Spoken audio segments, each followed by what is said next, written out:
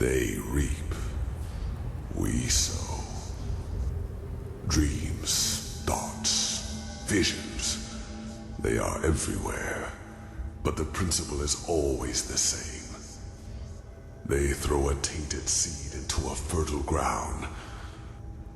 The rest happens by itself.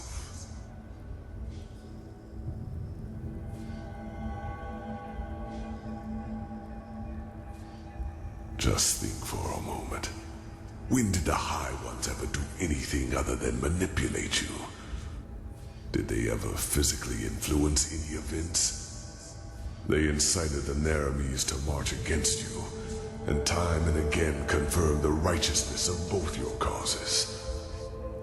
All they told you, all they showed you, was what you wanted to hear and what you wanted to see. And yes, if you, Teolor Rentheol, his order, and the Naramis had never acted, the cleansing would never have happened. Maybe there is, but if so, I do not know it. But the more turns of the cycle I witness, the more I get the impression that it is some kind of trial. A cosmic game, woven by powers we have not even come close to comprehending. Maybe this is just wishful thinking, to give all this pain a meaning, when it does not have one. Maybe the High Ones are simply a law of nature, a concept, and we give birth to them by believing there is such a thing as an ultimate external enemy in the first place. The eternal struggle with ourselves. Perhaps that is just part of what it means to exist.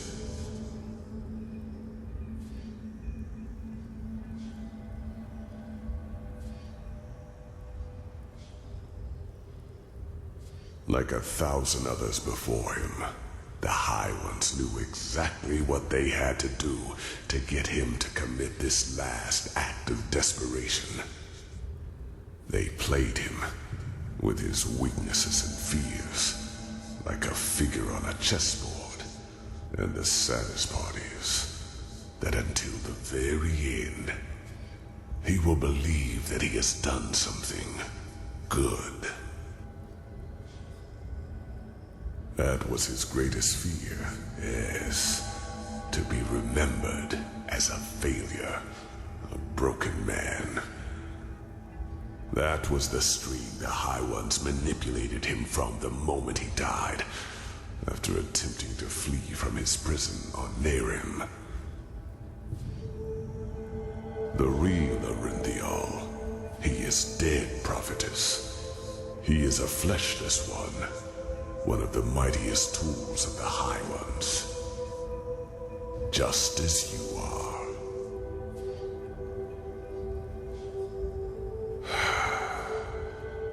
I wish it were. The methods of how the High Ones influence us are plentiful, and the red madness and their ability to enter our dreams are not their only means. Their mightiest tool is the creation of projections, fleshless ones, or emissaries, as they are also called. If a person dies, and if this person has one last unfulfilled wish, a compulsion, then the High Ones have the power to create a projection of him, an immaterial image of the deceased, which thinks itself real and is perceived as such. What no one notices, not even the projection itself, are two things. Firstly, it is driven by this last unfulfilled desire. Secondly, it becomes an idealized version of its former self, almost tailor-made to free itself from the last compulsion, that ultimate scourge. The daughters of fishermen become warriors. Broken generals become charismatic and driven leaders, who seem almost too determined to be real. You are one of these projections, as are all of the emissaries. You are a fleshless one, a spirit searching for liberation from something. I do not know your past before you came to this land, because before you became the prophetess, you were insignificant. But what happened to you and your friend on that ship? You never survived it. You drowned in the Red Sea, and in that very moment, the High Ones entered your mind and made you into what you are today. And other than myself, the High Ones knew your compulsion, knew the desire that drove you. Whatever it was, it made you predictable, and it allowed them to play you, just as they played Orinthiol and Korak. Do you see it now? Every dream the High Ones sent you, every time they appeared to you, they all had but a single purpose: to feed your self-image, to push you in a certain direction. They wanted you to play the game for their purposes, and they succeeded. You read the echo of the future, as other prophets did before you. You helped Orinthiol reconstruct the beacon, and led him to the Numinos. When he saw that it would be taken away from him at the very last instant, his fear of failure led him into doing what he did. You are not to blame, prophetess. You did what countless others did before you, and you did it because you thought it was the right thing to do. Only one thing is different. In all the time I have been here, never before did a projection realize its own nature. You were meant to dissolve like the rest of mankind. Yet, here you stand, and I tell you the truth. This was never meant to happen.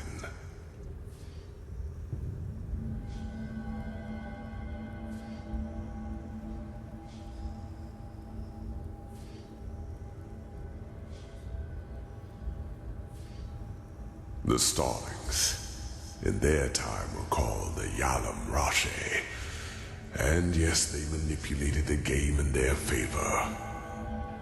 Their goals were similar to mine when I created the Goliath.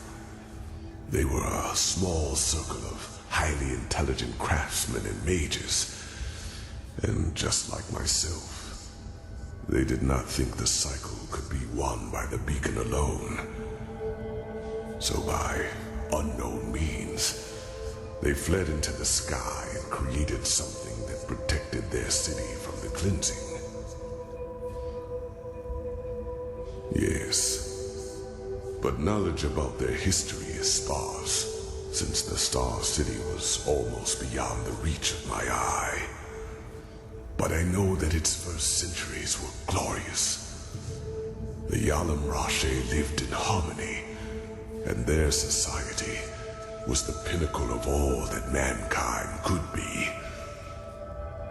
With time, however, their population grew. They became too numerous for their small city, and so they invented their golden rules, which were supposed to control their growth. Having children was regulated now, and those who were found guilty of a crime were punished heavily. The worst sentence was being exiled. The convicted were robbed of their memories and sent back to Earth. This is where the starlings of your world come from, do you see? And this is why they all feel this longing to return to a far distant place in the stars. It is an ancestral memory.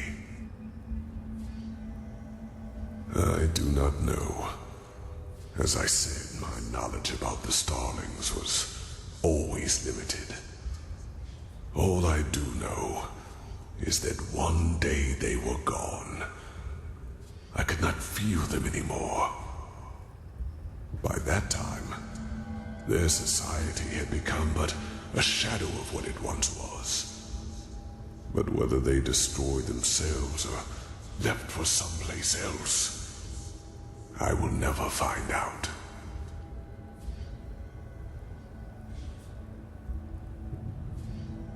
They gave you impulses, nudges in the right direction.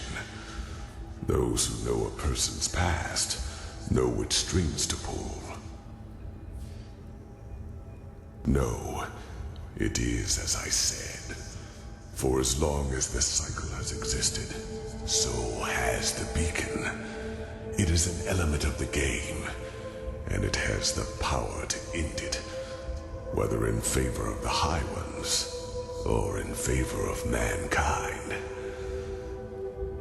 Yet for as long as I have been trapped here, the latter has never happened.